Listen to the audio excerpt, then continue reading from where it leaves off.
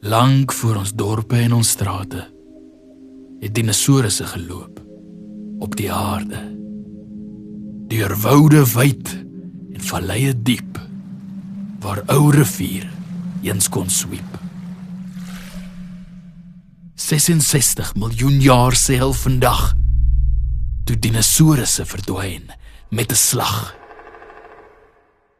Tot eendag, skraap en stof en speur, toe dinosaurus fossiele ontdek word deur 'n reusebeen, 'n tand, 'n klou. Help ons hul ou verhaal behou. Kenners bestudeer elke ou been en die storie kry lewe uit die steen.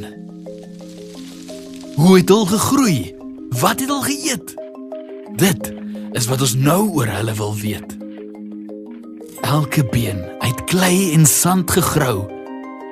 Help ons hul ken, al leef ons nou.